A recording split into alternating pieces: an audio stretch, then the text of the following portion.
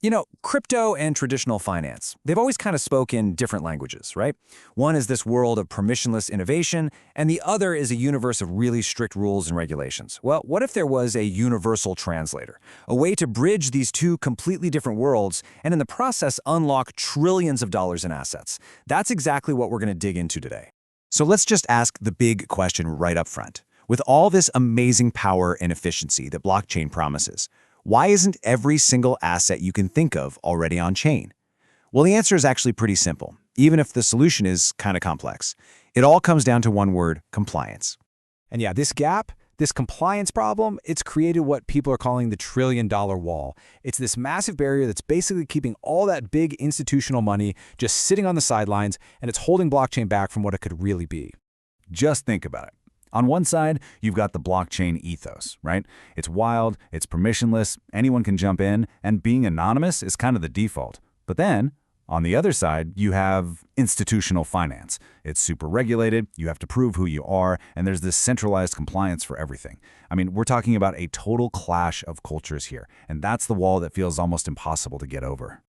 So, okay, how do you get past a wall like that? Well, here's the clever part. You don't try to tear it down. You build a bridge over it. And that bridge, it's a totally new kind of rulebook, one that's written in the only language the blockchain truly understands: code. All right, so the official kind of technical term for this is a governance policy engine. Yeah, I know, it sounds super complicated, but the core idea is actually really simple. It's all about translating our human rules into code that the blockchain can actually read and, more importantly, enforce. You can almost think of it like a digital lawyer that writes contracts that execute themselves automatically. So to put it even more simply, it's a digital rulebook for the blockchain. The big difference? Instead of having a human compliance officer who has to check everything, you have the blockchain itself doing the work. And the blockchain is, incorruptible. It's tireless. It's an enforcer that never sleeps. We're talking compliance at the speed of light, literally. Okay, so that all sounds great in theory, but how does it actually work, right? How do you take some, dusty old binder of rules and turn it into this living, breathing compliance engine on the blockchain? It's actually a surprisingly straightforward three-step process. Let's break it down. Step 1, you define your policy.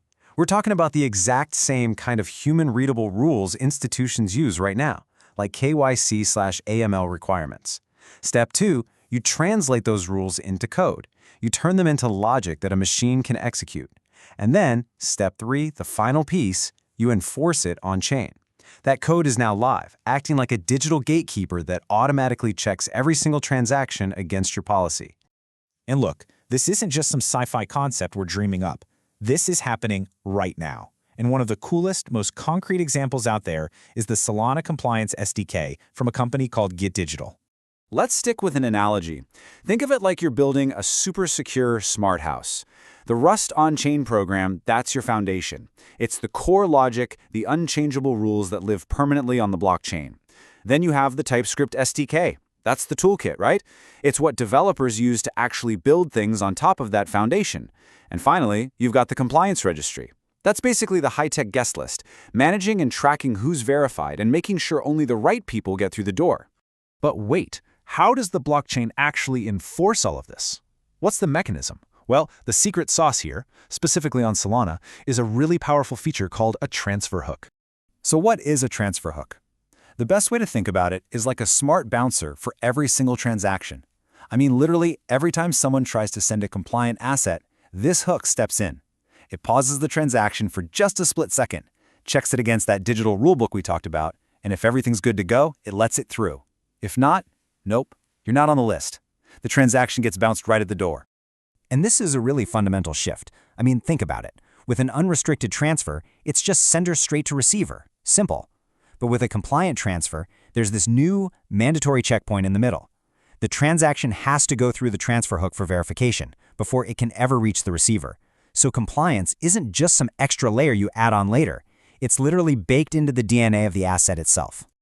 Okay, so we're getting into the technical weeds here a little bit, but why does any of this really matter? Why should you care? Because look, solving this whole compliance problem, it's not just a small step forward. It is a massive landscape-changing moment for the entire crypto space. What it unlocks is what a lot of people see as the Holy Grail: institutional-grade real-world asset issuance. And what does that fancy phrase mean? It means creating a system that is so secure, so buttoned up, and so compliant that the biggest players in traditional finance, they have no choice but to take it seriously. Just try to imagine this for a second.